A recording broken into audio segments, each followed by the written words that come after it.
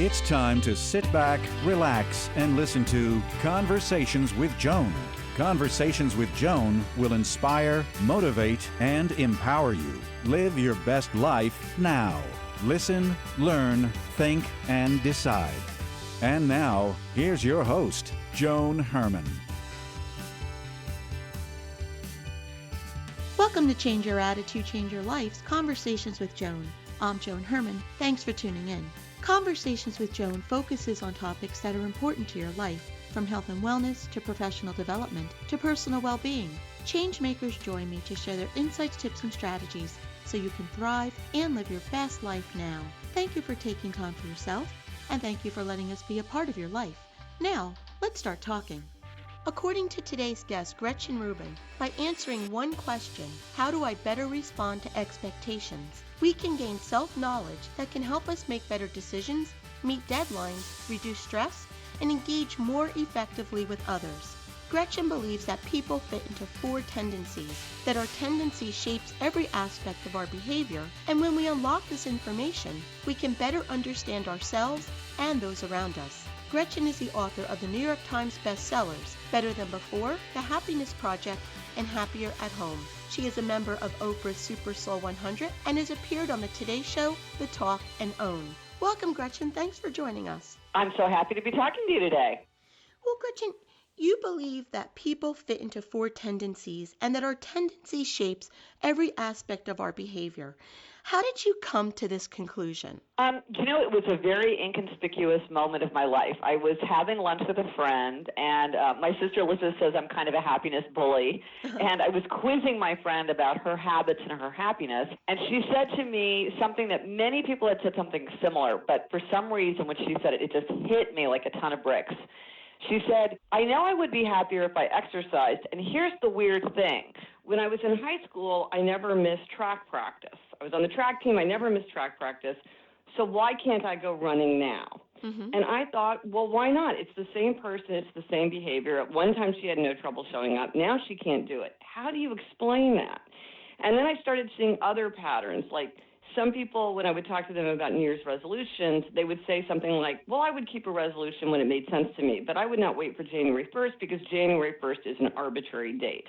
Mm-hmm. And they all use that phrase, arbitrary date. And I thought, that's funny because the arbitrariness of January 1st doesn't really bother me. Like, that never really caught me up, but for some reason. And then I was writing at that point a book about habit change, my book Better Than Before. Mm-hmm. And, some people, I love the idea of habits. I find them freeing and energizing. I'm very drawn, which is probably why I decided to write a book about them, because I love the idea of habits. But some people would say to me, why would you ever write a book about such a loathsome subject? What a downer. Why would you do that? And seeing these patterns out in the world, I was like, something is binding these things together. I can't figure it out, but something explains why certain people are responding the way they are. And it took me so much, it practically melted my brain. It was so hard. But then I finally realized that this idea of expectation is really at the heart of these patterns. And I took your test, and I have to tell you, you were 1,000% right in describing me. And we'll talk about that in a moment, because I want to back up and just talk about what these four tendencies are. Yeah. You label them upholders, questioners, obligers, and rebels. Can you give us a brief description of each? Yes. So there is a quiz online. If you go to happiercast.com/quiz, you can take a quiz. 1.3 million people have taken this quiz. It's free. It's quick. Mm-hmm. But most people, I'll give you a brief description, and most people know what they are just from hearing the description. It's not that hard to figure out what you are. So it all has to depend on how you respond to expectations. And all of us face two kinds of expectations. Outer expectations, which are like a work deadline, a request from a friend, things that come to us from the outside. And then we also have inner expectations, my own desire to keep a New Year's resolution, my own desire to do more practicing guitar. That comes from within. So your tendency is how those outer and inner expectations combine. So upholders readily meet outer and inner expectations. So they meet the work deadline, they keep the New Year's resolution without much fuss. Mm-hmm. They want to know what other people expect from them, but their expectations for themselves are just as important. Then there are questioners. Questioners question all expectations. They'll do something if they think it makes sense. So they're making everything an inner expectation. If it meets their inner standard, they will do it, no problem. If it fails their inner standard, they will resist. And they typically object to anything arbitrary, inefficient, irrational. They always want to know, why should I? Then there are obligers. Obligers readily meet outer expectations, but they struggle to meet inner expectations. And this is my friend on the track team. When she had a team and a coach expecting her to show up, she had no trouble going. But when she was just trying to go on her own, it was a challenge. And then finally, rebels. Rebels resist all expectations, outer and inner alike. They want to do what they want to do in their own way, in their own time. They can do anything they want to do. They can do anything they choose to do. But if you ask or tell them to do something, they're very likely to resist. And typically, they don't even like to tell themselves what to do. Like, they wouldn't sign up for a 10 a.m. yoga class on Saturday because they're like, I don't know what I'm going to want to do at 10 a.m. on Saturday. Like, why would I say I'm going to show up? And even the fact that someone's expecting me to be there annoys me. So those are the four. So when I took your test, I am an obliger, and I know I am. It's always been important to me what other people think. But now, at this point in my life, I'm working very hard to change that. So can we fit into more than one category? Is there always a dominant one? And can this be changed? Well, it's interesting that you're an obliger because that is the largest tendency. That's the one for both men and women. That's the one the biggest number of people fit into. And so, and because you are speaking to so many people, that's great because it's like what you're saying is something going to resonate with a lot of people. My tendency, the upholder tendency, is really small. Rebel is the smallest, and upholder is only slightly bigger. So you're in the biggest tendency. Here's the thing. I really do believe these are hardwired. I think that this is part of the genetic roots of your personality. You bring it into the world with you. It's not something that's nurture. It's not birth order. It's not generation. It's just part of who you are. And I think that for most people that stays. Now, and part of what I really want to do with the Four Tendencies is that I think often people think they need to change or they want to change or they need to fix something about them. And my view is like, you're fine the way you are. You just need to set up a situation in a different way so that you can get where you want to go. So, for instance, obliger, and again, they're the biggest tendency, so they matter a lot in the world. Obligers readily meet outer expectations, so they struggle to meet inner expectations. And many obligers will say to me, I don't want to be dependent on outer expectations. I want to find inner motivation. I feel weak that I need this outer accountability. I need to find it within myself. And my view is kind of like, well, why? Why bother? That sounds like a lot of work. It might never be possible. But there's a quick, easy solution for obligers, which is create outer accountability. If you want to read more, join a book group. If you want to exercise, take a class, work out with a trainer, take your dog for a run who's going to be so disappointed, work out with a friend who will be annoyed if you don't show up. Think about your duty to be a role model for someone else. Think about your duty to your future self. That works for a lot of obligers. There's a million ways to plug in outer accountability. And once they have outer accountability, obligers find it much easier to follow through. So I'm like, I would just take the quick, easy way and get where you want to go instead of trying to do a lot of like thinking that you need to change. Because in my observation, it's much easier to change circumstances than it is to change ourselves. So that's information to help us understand ourselves better. How can we use this information to understand those around us to relate with them better? Well, it's super helpful because I think one of the things that's just part of human nature. So I certainly experience this myself all the time, which is that it's very easy to assume that other people see the world the way you do, or they respond to things the way you do. And understanding how people of different tendencies are very different can help you understand why it's not that they're right and you're wrong or that they're right and you're wrong. It's just that you have a different view. So just to take some really obvious examples, a problem for questioners, adult questioners and child questioners, is that many people get annoyed or drained or overwhelmed by their questions. And like you can be on a work team where everybody's like, man, what's your problem? Like we've been talking about this for 45 minutes. Everybody else is on board. Why do you keep slowing us down with all these questions? They don't, it's like, but to a questioner, it's like, this is valuable, this is important. I'm not going to just go along with this change unless I understand, like, why this makes sense. And that's actually good for everyone. Why should everybody in this workplace do this work if it's not clear why? So it's really a helpful thing. But if I'm a thin-skinned boss, I might feel like, well, you're not a team player. You're questioning my judgment. You're challenging my authority.